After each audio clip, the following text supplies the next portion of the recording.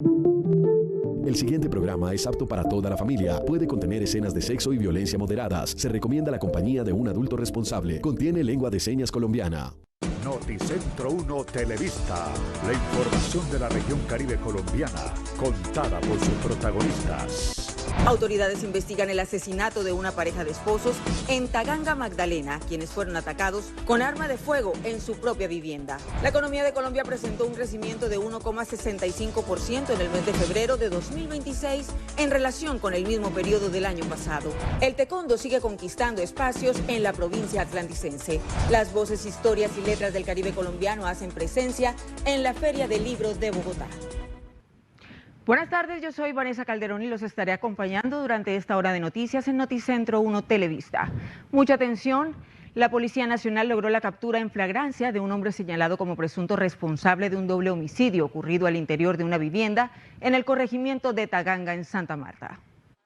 Mediante una rápida reacción, la Policía Nacional logró la captura en flagrancia de un hombre señalado como presunto responsable de un doble homicidio ocurrido al interior de una vivienda en el corregimiento de Taganga de la ciudad de Santa Marta. Este sujeto se transportaba a bordo de un vehículo tipo taxi y le fue hallado en su poder 2 armas de fuego, municiones y prendas de vestir de las fuerzas militares. A bordo de un vehículo tipo taxi, a quien se le halla en su poder 2 armas de fuego, munición y prendas de vestir de las fuerzas militares. Los elementos incautados, junto con el capturado, fueron dejados a disposición de la Fiscalía General de la Nación, donde realizarán las respectivas audiencias que definirá su situación penal. Por otra parte, en una intervención policial realizada en el sector Colinas del Pando, se registraron disturbios. De acuerdo con las autoridades, al llegar al lugar a atender un requerimiento de un ciudadano, los uniformados fueron atacados por un grupo de personas que al parecer se encontraban bajo el efecto del alcohol. Estas personas en estado de licoramiento, pues lo que hicieron fue reaccionar contra los miembros de la fuerza pública, arrojándoles piedras, objetos contundentes, y posteriormente procedieron a quemar una moto de la institución, una moto que presta la seguridad en un sector como en el Pando, donde los funcionarios hacen presencia permanentemente acompañando a esa comunidad que tanto requiere de la Policía Nacional. Lamentablemente deja una moto fuera de servicio y ya estamos articulando nuestra capacidad de respuesta. Las autoridades informaron que adelantan labores de investigación y de identificación de los responsables mediante entrevistas y análisis de videos recopilados en el lugar, con el fin de judicializar a los implicados de este ataque contra la fuerza pública. Desiree Pérez, Noticentro 1 Televista. Los homicidios registrados en las últimas semanas en Valledupar mantienen máxima alerta a las autoridades. La inminente presencia de grupos armados ilegales ha generado preocupación y temor en la comunidad. Manuela, muy buena tarde. Pues 38 muertes violentas es la cifra que maneja la Secretaría de Seguridad y Convivencia Ciudadana en el municipio de Valledupar. La gran mayoría de estos casos tienen que ver con ajustes de cuentas, lo que podría interpretarse como la presencia de grupos al margen de la ley en esta zona del departamento, teniendo en cuenta además la cercanía de este con el sur de La Guajira y el departamento del Magdalena. El homicidio de Ricardo Torres Méndez, un joven dedicado al arte de los tatuajes y amante de las motocicletas, el pasado viernes 17 de abril, ha generado tristeza entre amigos y familiares. Su nombre hacía parte de un listado publicado en un panfleto supuestamente firmado por las autodefensas conquistadoras de la Sierra Nevada, quienes finalmente se atribuyeron el crimen. El último panfleto en donde las autodefensas conquistadoras de la Sierra Nevada se endilgan que son los culpables del homicidio del tatuador en el barrio 450 años. Se está verificando en este momento por parte de la policía su autenticidad. Los entes investigadores están verificando qué pudo haber dado a que fuera sicariado de la manera en que fue asesinado. Valledupar, al igual que capitales como Riohacha y Santa Marta, se encuentran en una encrucijada ante la disputa de estos grupos criminales. La gran mayoría de homicidios en la ciudad de Valledupar se presenta por este enfrentamiento que hay entre bandas criminales de las autodefensas conquistadores de la Sierra Nevada y el Clan del Golfo. Está supremamente documentado que esta organización es dinamizador de delitos aquí en Valledupar y en esas ciudades tales como el hurto, como es el homicidio, como es el tráfico de estupefacientes, como es la receptación e inclusive hasta las mismas maquinitas esas de tragamonedas, también ellos, todo lo que sea dinero fácil, ellos le apuntan para que sea parte de sus rentas ilícitas. Para poder combatir con contundencia esta estructura delincuencial, se elevó a grupo armado organizado. Se logró que el Ministerio de Defensa, a través de una solicitud hecha aquí desde la Alcaldía de la Gobernación, se elevara a grupo armado organizado. ¿Qué significa esto? Que ya el ejército también puede atacarlos, y es lo que ha venido haciendo. 3 golpes que se dieron aquí en la región de Azucarbuena el año pasado y que obligaron a esta estructura a moverse hacia el Magdalena y hacia La Guajira. Finalmente, el funcionario expresó que desde el gobierno local se ha dotado a las fuerzas del orden para contrarrestar el avance de estos criminales. Desde Valledupar, informó Daniel Ramírez para Noticentro 1 Televista. Daniel, gracias. Avanzan las investigaciones para dar con los responsables de las amenazas recibidas en contra del alcalde de Barranquilla, Alejandro Char, y su familia. En las últimas horas, el presidente Gustavo Petro ordenó priorizar el caso, solicitando detalles de lo que se sabe. Luego de la denuncia por amenazas en contra del mandatario de los barranquilleros, el presidente ordenó priorizar estas investigaciones y resultados concretos frente a quienes estarían detrás de dicho plan, con el fin de garantizar su seguridad. Por su parte, el ministro del Interior, Armando Benedetti, manifestó que estarán brindando todo el apoyo al alcalde para salvaguardar su vida y la de su familia. El gobierno nacional, yo mismo me comuniqué por el director de la policía, con el general Radipro, con la UNP y con el ministro de Defensa, para tomar las medidas necesarias de la seguridad del alcalde y también de su familia. Ya mi general Camilo ya ha estado pendiente de contacto con el alcalde de tomar medidas de seguridad, y eso es básicamente lo que se ha venido haciendo y queríamos que la ciudad supiera. Y el gobierno nacional ha estado muy pendiente y al frente de la situación. El mismo ministro Benedetti reiteró el ofrecimiento de una recompensa de 1.000 millones de pesos por información del atentado contra el mandatario de los barranquilleros. El ministro de Defensa ha propuesto una recompensa de 1.000 millones de pesos quien logre capturar por información del posible atentado contra el alcalde. Pero no solamente contra él, sino contra cualquier líder de la ciudad y del país. No solamente los millones de pesos son para el alcalde Char, sino para cualquier otro mandatario o otro líder de la ciudad o del país. Repito, es importante que se tenga esto claro. Cabe mencionar que en la capital atlanticense el fenómeno de la extorsión está en manos de las bandas Los Costeños, Los Pepes y Los Rastrojos Costeños principalmente, pero también se han conocido cobros efectuados por emisarios de bandas de Medellín y células delictivas conformadas por migrantes venezolanos.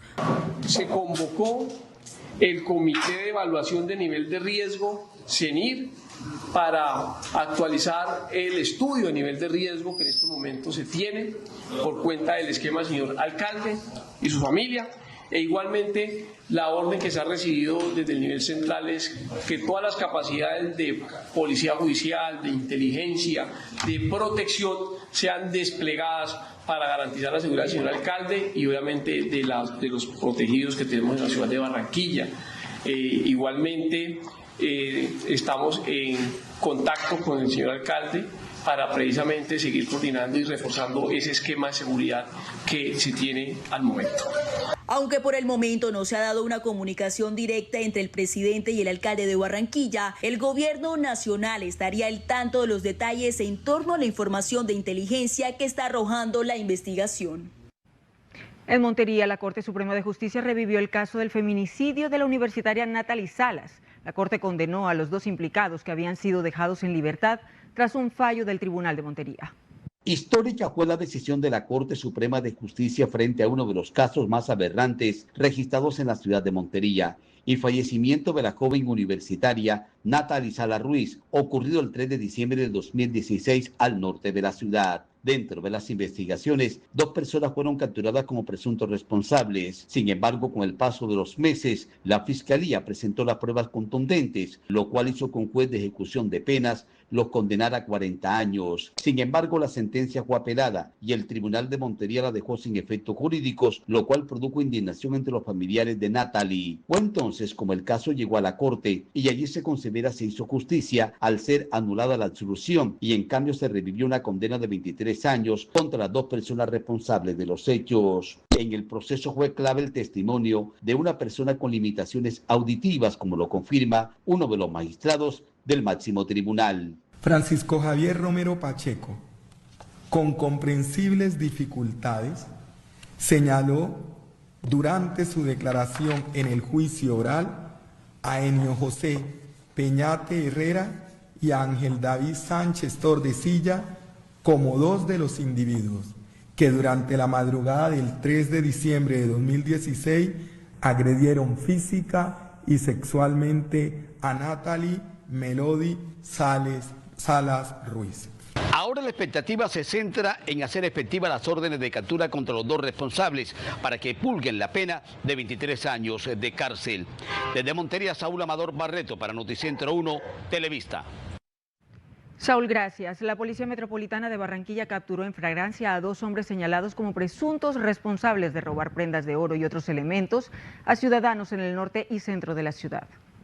Los detenidos, conocidos con el alias de Isma y Gerson, fueron interceptados en el barrio San Francisco luego de que, según las autoridades, despojaran de sus pertenencias a 2 personas. Tras el asalto, los hombres intentaron huir, pero la rápida persecución policial permitió su captura. Además, incautó un arma de fuego que era utilizada para cometer los hurtos y su modus operandi consistía en identificar y seguir sus víctimas a establecimientos comerciales para luego ejecutar los robos de manera violenta. El coronel Diego Edinson Mora, comandante de la Policía Metropolitana de Barranquilla, destacó que los capturados eran dinamizadores de hurtos en el Atlántico.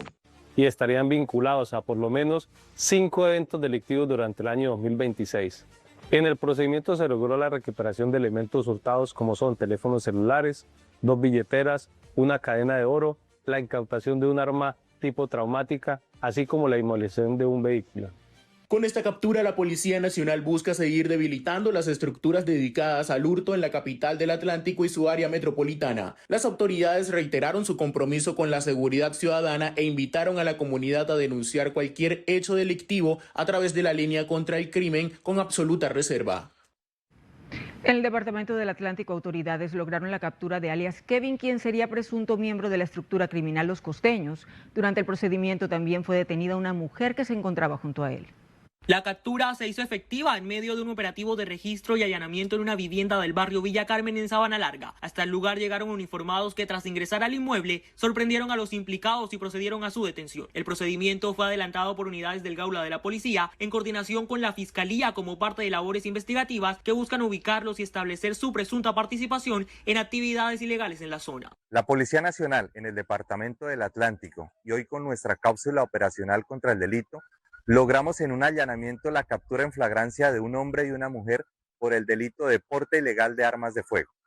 Este procedimiento se efectuó en el barrio Villa Carmen de Sabana Larga y en su poder encontramos un arma de fuego tipo revólver y 6 cartuchos. Es importante destacar que este capturado presenta anotaciones como indiciado por los delitos de tráfico de estupefacientes, hurto calificado y falsedad personal.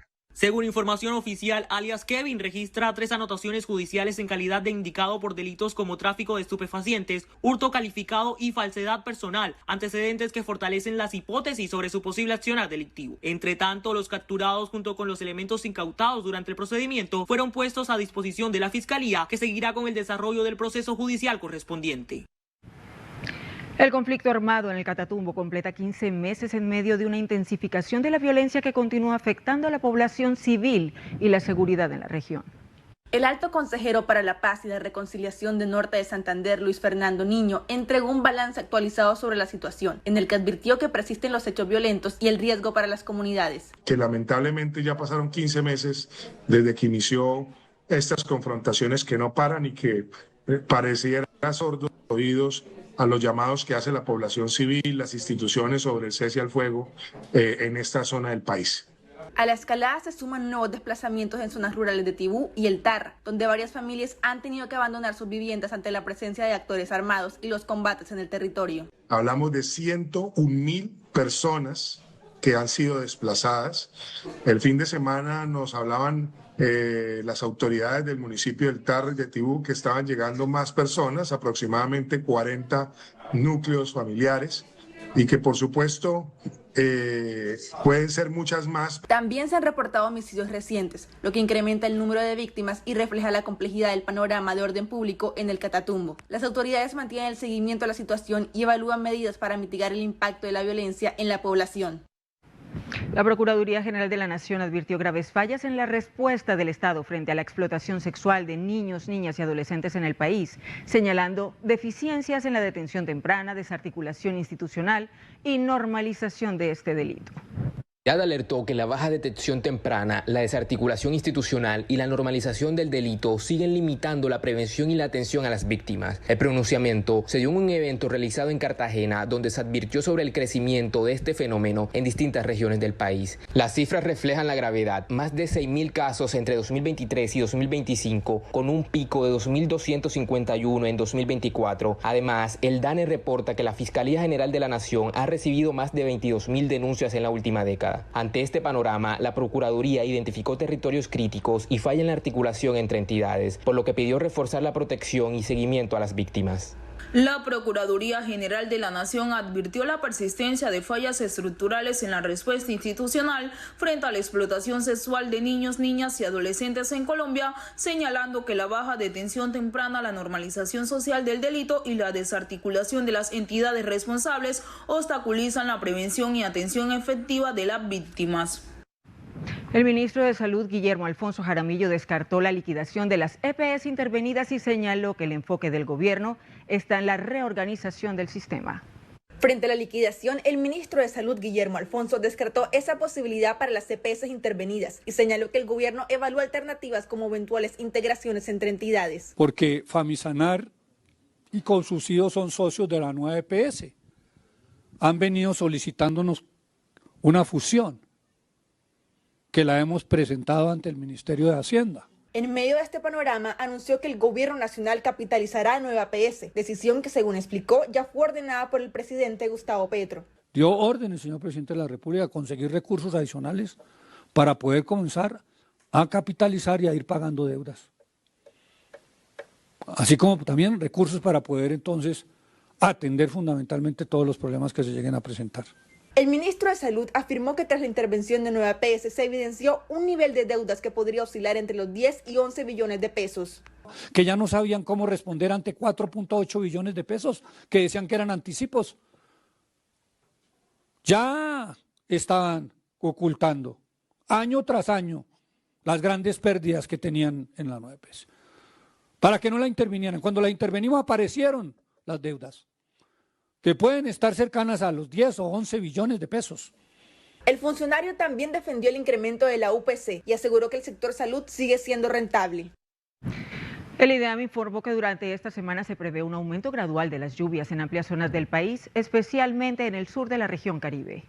En la región Caribe se mantendrían condiciones relativamente secas con algunas lluvias aisladas en sectores del sur. El IDEAM también alertó que las temperaturas más altas se concentrarán en los departamentos como Cesar, La Guajira y Magdalena. Las entidades adscritas al Sistema Nacional Ambiental SINA alertaron a la ciudadanía para activar las medidas de preparación, adaptación y mitigación en consideración a los múltiples impactos meteorológicos que puede ocasionar el fenómeno del Niño 2026-2027. Rudy Poveda Fernández, meteorológico del IDEAM, informó que el fenómeno que más prevalecerá son las lloviznas en ciertos territorios. Lluvias intensas se darían sobre todo en la región andina, pacífica y los piedemontes, algo de precipitaciones sobre todo al sur de la región Caribe.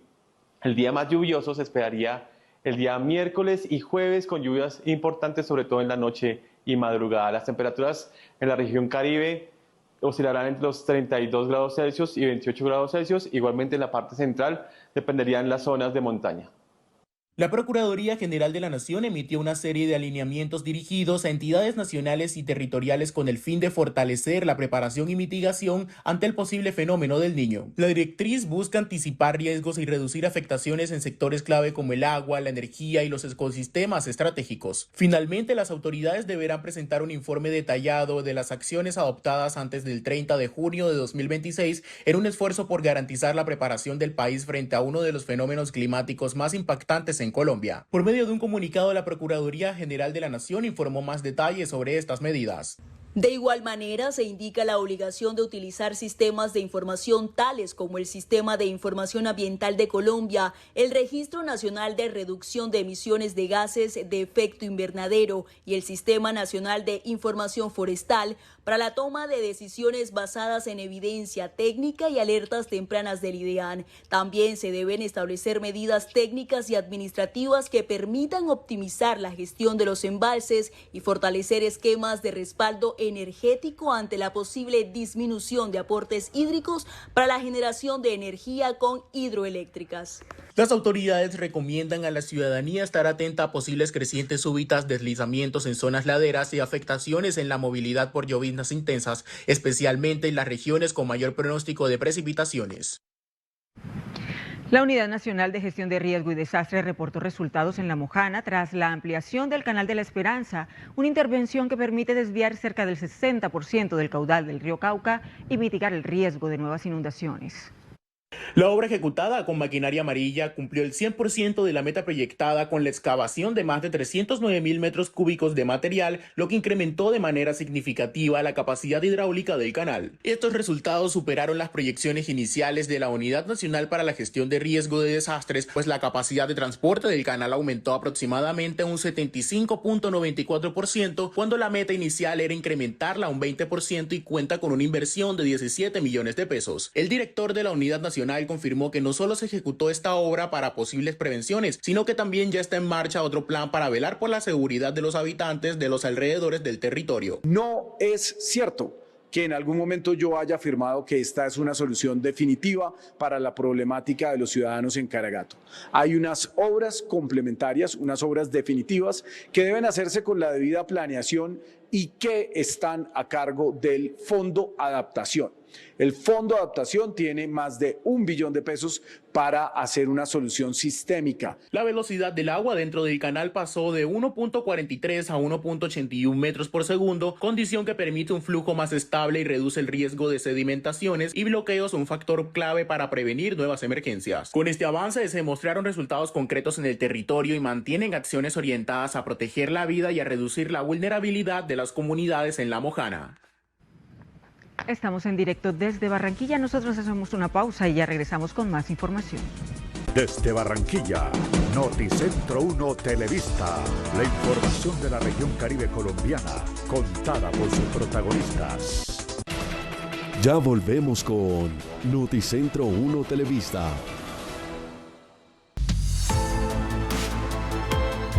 Protege tus aplicaciones y crece en la nube IFX. Seguridad y escalabilidad para tu negocio. Visita www.ifxnetworks.com. En IES, Allusions y Tecnoglass, la calidad lo es todo. Con tecnología de vanguardia, rigurosos procesos de manufactura y la mejor mano de obra, transformamos vidrio y fabricamos perfiles, ventanas y fachadas que han conquistado los mercados más exigentes de Colombia y el mundo. IES, Allusions y Tecnoglass, el poder de la calidad. Regresamos con Noticentro 1 Televista. Desde Barranquilla, Noticentro 1 Televista. La información de la región Caribe colombiana, contada por sus protagonistas. Seguimos con más información. Se intensifica la tensión en la contienda electoral de cara a los debates presidenciales luego de que candidatos como Paloma Valencia, Abelardo de la Espriella, Iván Cepeda y Claudia López fijaron posturas frente a las condiciones y el desarrollo de estos espacios clave para el país. La candidata Paloma Valencia reiteró su llamado a realizar debates abiertos y sin condiciones, asegurando que estos espacios deben garantizar una confrontación directa de ideas ante el país, sin restricciones que limiten la participación o el contraste de propuestas. Además, señaló que los ciudadanos merecen conocer de primera mano las posturas de cada aspirante ante temas claves en un escenario transparente y sin filtros. Han pasado más de 40 horas desde el reto de Iván Cepeda al debate y todavía no nombra a los compromisarios. Estamos listos para hacer el debate. Así él quiera acomodarlo y amañarlo para que le vaya bien. Hay que hacer el debate, porque los colombianos, muchos, están pensando que Petro es Cepeda o que Cepeda es Petro, y no es verdad. Iván Cepeda tiene que explicarle al país cuáles son sus posiciones sobre los grandes temas de este país. En la misma línea, el candidato Abelardo de la Espriella insistió en la necesidad de establecer reglas claras, fechas definidas y lineamientos concretos para la realización de estos encuentros. Según indicó, la falta de claridad podría generar desconfianza en el proceso y afectar la credibilidad en los debates como herramienta democrática. Iván Cepeda vive en una realidad paralela. Quien le propuso hace 4 meses que diera la cara y dejara de ser cobarde para enfrentarse a mí a un debate fui yo. Que salga con papelitos, con ayuda, yo no tengo ningún problema. Lo que resulta paradójico es que ahora pida unas condiciones en las que no se puede decir la verdad sobre él y sobre el régimen que él defiende, que ha sido un completo fracaso. Y lo que pide entonces es que no se le diga nada. Un tipo que durante años, a punta de mentira y difamación, ha denigrado de Álvaro Uribe Vélez, de los empresarios de Colombia, de grupos importantes de la población que le aportan a este país. Frente a estas posturas, el candidato Iván Cepeda se pronunció sobre su participación en los debates, señalando que estos deben desarrollarse con garantías, equilibrio y centrados en propuestas que respondan a las necesidades del país. El dirigente también hizo énfasis en la importancia de evitar escenarios que desvíen la discusión hacia ataques personales o dinámicas que profundicen la polarización. Ustedes escucharon tal vez que en días anteriores desde el Sumapaz, desde Fusagasugá, anuncié oficialmente que una vez los compromisarios de mi campaña pacten las condiciones de garantías de equidad, vamos a debatir a fondo con la extrema derecha de este país. Ante este panorama, se sumó la candidata Claudia López, que respondió con dureza a las posturas de otros aspirantes, asegurando que en una democracia no se puede excluir a candidatos de estos espacios. López cuestionó directamente a Abelardo de la Espriella e Iván Cepeda, cuestionándolos de intentar imponer condiciones que limitarían la participación en los debates presidenciales. Pero como son cobardes, no son demócratas, quieren venir a poner condiciones y a excluir a la gente. Señores Abelardo de la Espriella y Iván Cepeda, ni sean cobardes y sean demócratas. Son los medios de comunicación los que organizan con imparcialidad los debates. Nos van a seguir invitando a los candidatos. Si ustedes quieren asistir, bienvenidos. Si quieren seguir evadiendo la democracia y no ponen la cara para debatir, pues evidentemente no están preparados para ser presidente. Mientras avanzan las definiciones sobre fechas y condiciones, crece la expectativa por los debates presidenciales que se perfilan como escenarios claves para medir el pulso de la campaña y la capacidad de los candidatos para conectar con el electorado.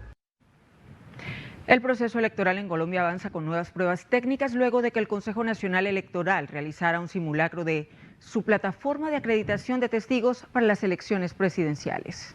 Como parte de la preparación para las elecciones, el Consejo Nacional Electoral llevó a cabo un nuevo simulacro de un sistema digital diseñado para gestionar la acreditación de testigos electorales en todo el país. Durante la jornada, la entidad evaluó el comportamiento de la plataforma frente al cargue masivo de información y los procesos de validación de datos, elementos claves para garantizar la transparencia del proceso electoral. Según el organismo, la prueba permitió verificar la capacidad del sistema para responder en altos volúmenes de solicitudes en tiempo real, asegurando su funcionamiento de cara a las elecciones presidenciales. Con el propósito de garantizar la transparencia y legitimidad de las elecciones presidenciales del próximo 31 de mayo, el Consejo Nacional Electoral realizó un nuevo simulacro nacional en el que se validó el funcionamiento de la plataforma de postulación y acreditación de actores electorales y se presentó la APP Continuum en línea, una herramienta clave para la vigilancia electoral en tiempo real por parte de los testigos electorales.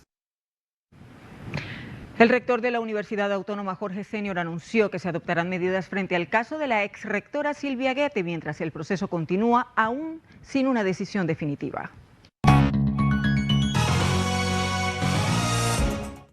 La administración actual de la universidad advierte que el restablecimiento de derechos de la exrectora podría afectar el marco institucional vigente durante los últimos 13 años, incluyendo los llamados institutos de salvamento, mecanismo que ha evitado la liquidación de la universidad, pese a deudas que superan los 200.000 millones de pesos. Ante este panorama, el rector Jorge Senior y el abogado Rafael Pacheco anunciaron acciones legales para buscar revertir el fallo al considerar que no se cumplen las condiciones para su aplicación. Bueno, si por arte de magia o por arte de alguna decisión extraña desaparecieran los institutos de salvamento que actualmente protegen a la universidad y que esa es la intervención del Estado más importante porque nos protege de los acreedores con las deudas que arrastra la universidad desde hace muchos años, y si eso no existiera, pues la universidad pues sería inviable prácticamente. Hoy la universidad existe gracias a los institutos de salvamento, por eso es importante que esa intervención salvadora del Estado colombiano se mantenga. La principal medida en contra del retorno de la exrectora Silvia Guete fue promovida por el Ministerio de Educación, quien interpuso una tutela para proteger el derecho a la educación y la institucionalidad, logrando la suspensión provisional del fallo emitido el pasado 8 de abril. Además, la defensa de la universidad presentó una impugnación de competencia al considerar que un juez de garantías no tiene facultad para anular decisiones administrativas ni remover a un rector elegido por el Consejo Superior. En ese sentido, el abogado Rafael Pacheco explicó la postura jurídica de la institución frente a este proceso. Son normas, hay resoluciones del ministerio que prohíben expresamente, ni siquiera hechas por la universidad, que una persona condenada, ¿verdad?, a una pena de prisión y en particular a 63 meses no puede volver a la universidad.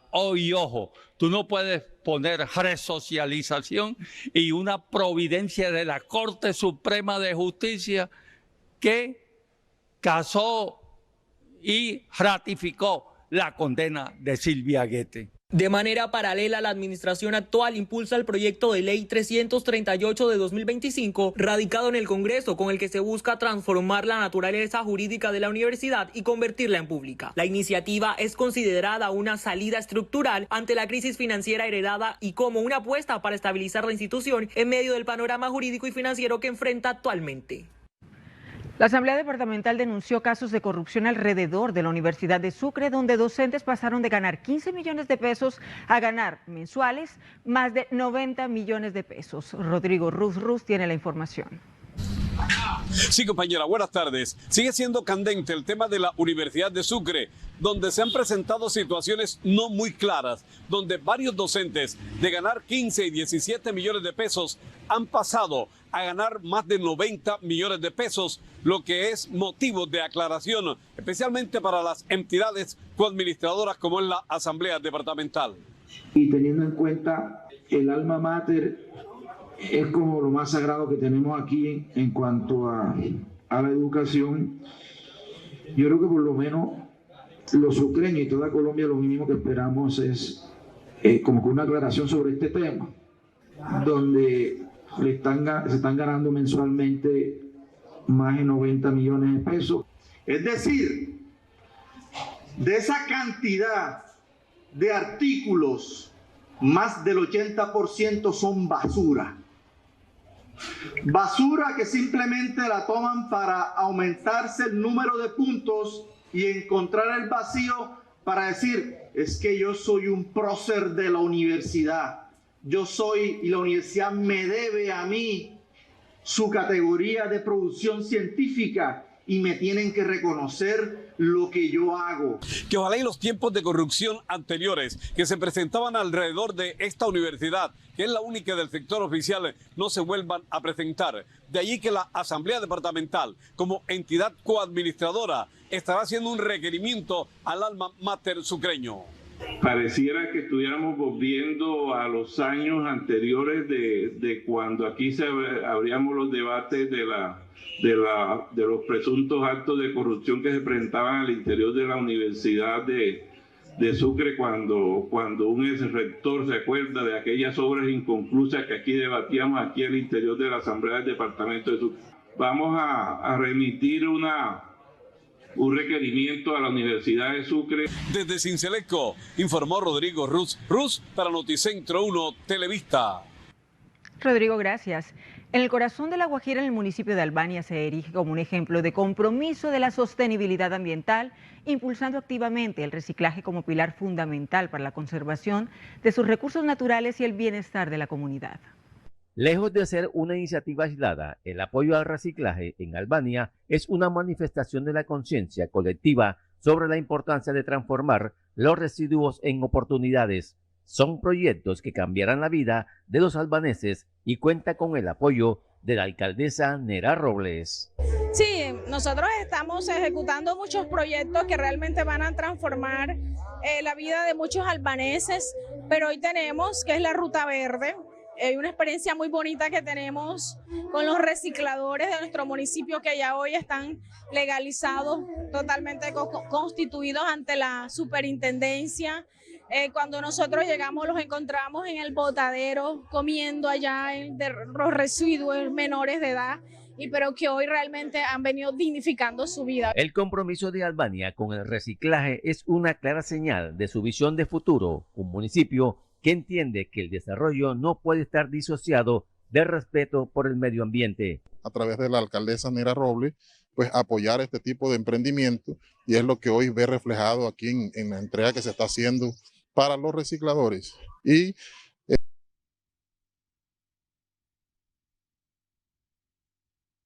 haciéndole esta entrega para que ejerza de mejor manera y para que se sientan las personas que reciclan, que hoy son unas personas que no se ven a nivel país con la mejor representación, no se valora ese trabajo que vienen haciendo, y pues aquí la alcaldesa los está valorando, ¿no? A través de la Asociación de Recicladores Bancanaima, que viene trabajando en este proyecto desde el año 2022, se ha logrado fomentar en los habitantes del territorio una cultura de separación en la fuente, donde cada residuo es visto como un material valioso que puede tener una segunda vida. Más de 200 familias se ven beneficiadas con este proyecto. En estos momentos tenemos 32 personas inscritas en la asociación. Hoy hay un número que se han acercado para pertenecer a la fundación. Lo que usted acaba de ver, ahí tenemos recicladores de los corregimientos, de Los Remedios, de Porciosa y 4 de Noviembre. Y el resto son de acá de la cabecera municipal, incluyendo los que están en la zona del corregimiento de Cuestecita, que prácticamente es casco urbano. Esto no solo contribuye a la generación de empleo y a la dinamización de la economía local, sino que también refuerza el sentido de pertenencia y responsabilidad ambiental en Albania. Desde el municipio de Albania, en La Guajira, Carlos Bula, Noticentro 1 Televista. Desde Barranquilla, Noticentro 1 Televista. La información de la región Caribe colombiana, contada por sus protagonistas. Ya volvemos con Noticentro 1 Televista. Protege tus aplicaciones y crece en la nube IFX. Seguridad y escalabilidad para tu negocio. Visita www.ifxnetworks.com. ¿Sabías que puedes ganar hasta $200 enviando o retirando tus giros Western Union? Hazlo en Supergiros, tu red cercana a más de 1000 puntos en el Atlántico. De domingo a domingo, de 7 de la mañana a 9 de la noche, envía, retira y participa. Supergiros, corresponsal de Acciones y Valores, S.A. Vigilado por la Superintendencia Financiera, aplican términos y condiciones. Desde la región del Caribe hasta el corazón de la nación, alzamos la voz y descubrimos la verdad en cada rincón. La política, economía y realidad del Caribe colombiano contada por los que saben. No solo son noticias, sino las vidas de un país fuerte, de un país libre. Conéctate con Noticentro 1 Televista, de lunes a viernes al mediodía, y únete a la región que inspira a Colombia. Regresamos con Noticentro 1 Televista.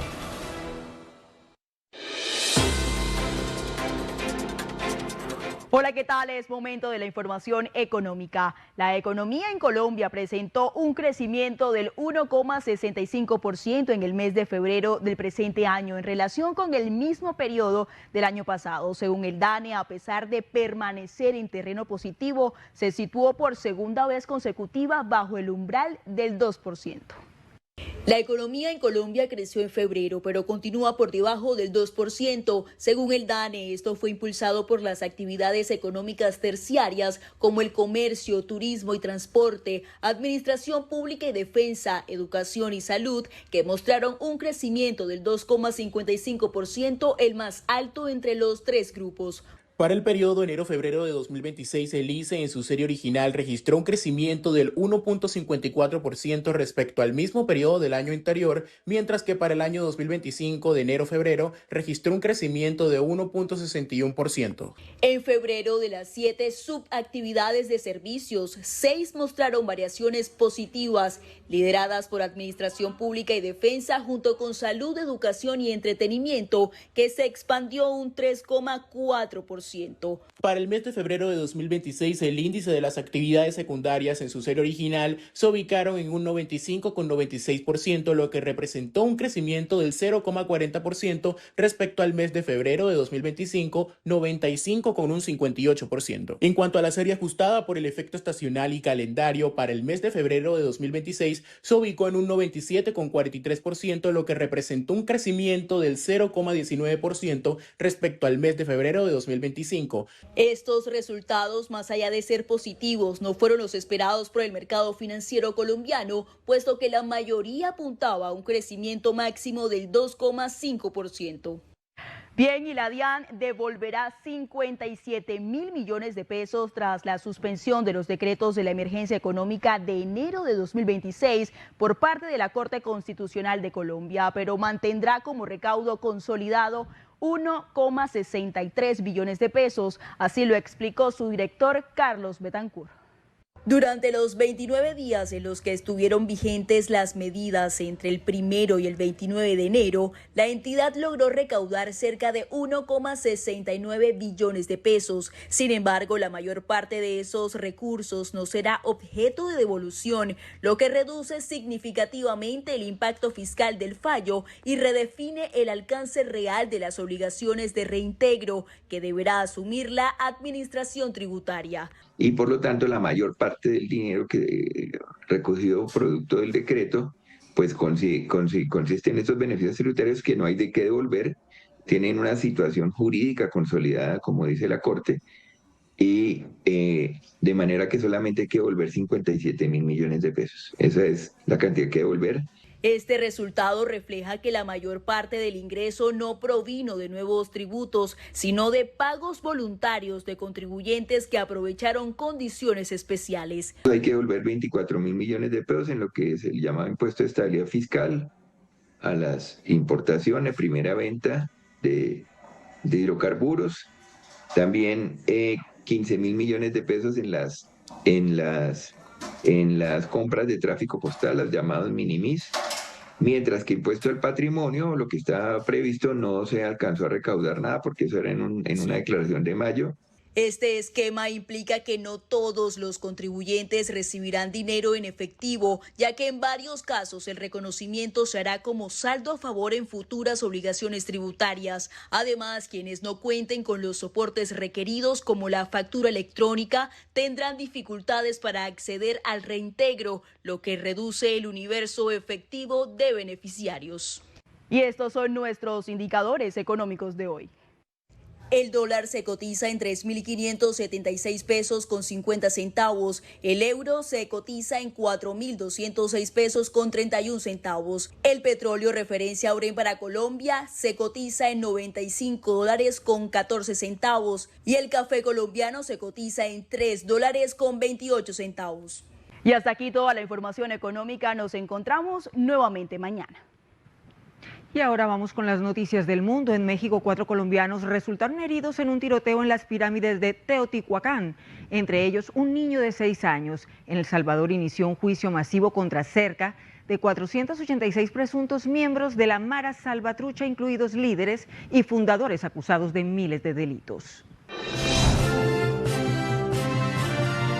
Un ataque armado en la zona arqueológica de Teotihuacán dejó una turista canadiense muerta y varios heridos de distintas nacionalidades, incluidos colombianos. Entre los lesionados hay una mujer de 37 años y su hijo de 6 años, quienes fueron trasladados en estado grave para recibir atención médica especializada. El número de colombianos afectados ascendió a 4, mientras las autoridades mexicanas avanzan en la investigación del caso y refuerzan la seguridad en este importante sitio turístico.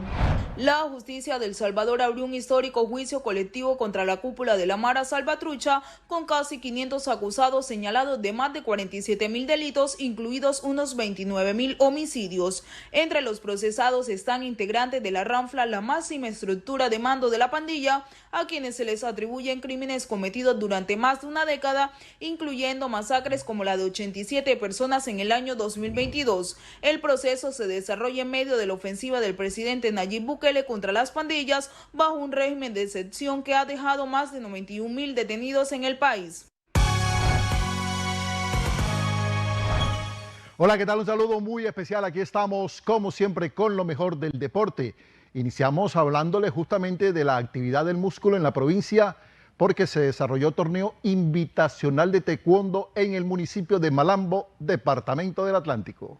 Fortaleza y precisión son algunas de las claves para ser un taekwondista de avanzada. Este arte marcial originario de Corea, que además es deporte olímpico, viene ganando espacios en la región Caribe. El departamento del Atlántico es uno de los de mayor proyección. Quisimos realizar algo pequeño, no tan grande todavía, porque la idea era empezar a que los niños de aquí del municipio, de cerca de la plaza, observen qué es el taekwondo, el significado del taekwondo, los valores que trae. Quise hacer este evento en compañía con el Instituto de Deportes también, para mostrarnos aquí en el municipio más todavía. La interacción ha hecho que muchos jóvenes de la provincia atlanticense, especialmente de Malambo, le tomen la medida. Pues el taekwondo lo escogí más que todo porque ya es un deporte bastante práctico, con el cual puedo mantener bien mi estado físico. Aparte de eso, es un deporte el cual logro aprender muchas técnicas, bioseguridad. Es algo más que todo personal, por si en alguna situación lo necesitaría. Primero que yo no estaba buscando el taekwondo. Yo siento que a mí el taekwondo me encontró. Yo no estaba buscando el taekwondo en sí. Yo estaba pasando por un momento en el que sentía que no destacaba en ninguna parte.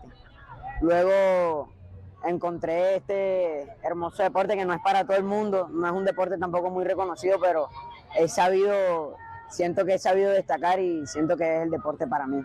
La variedad y espectacularidad de sus técnicas hacen que el taekwondo se muestre cada día más abierto como deporte y defensa personal. Seguimos por todo el Caribe colombiano. Ya empiezan a llegar a Sincelejo las delegaciones que estarán en el Mundial de Softball, que se desarrollará desde este próximo 25 de abril en la capital sucreña.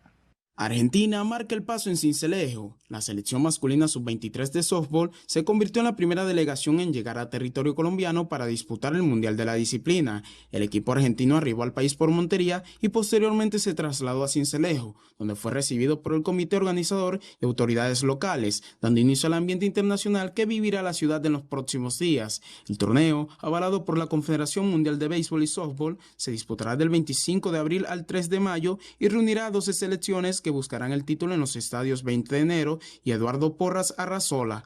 Argentina, una de las potencias de este deporte, abrirá la competencia enfrentando a Nueva Zelanda en un duelo que marcará el inicio de la acción mundialista. Va a ser un torneo muy parejo.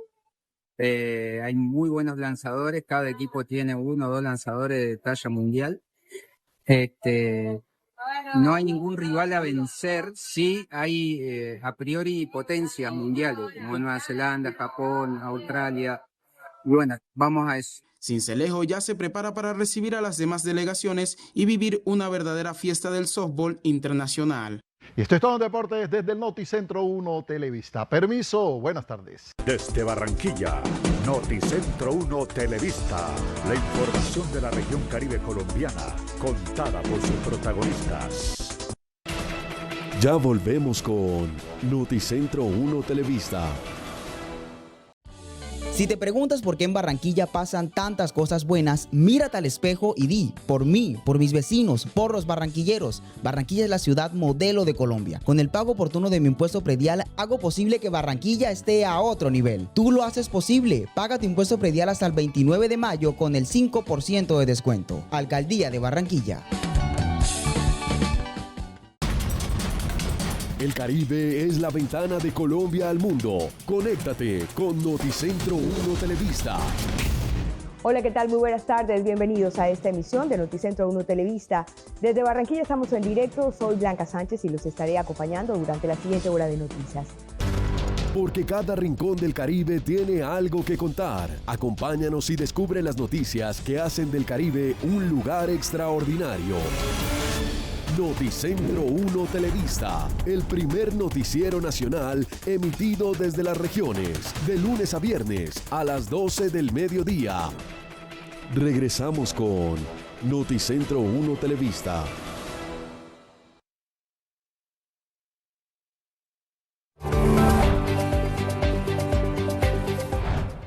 Hola, ¿qué tal? Muy buenas tardes, soy Juliana Escorsi y me encanta saludarlos y darles la bienvenida a todas las novedades de la cultura caribe.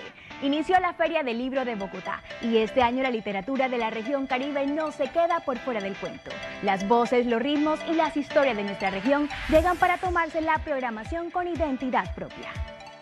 La Feria Internacional del Libro de Bogotá 2026 se convierte nuevamente en vitrina para la diversidad literaria del país y el Caribe colombiano llega con una destacada representación de autores y obras que reflejan la identidad, la memoria y las nuevas narrativas de la región.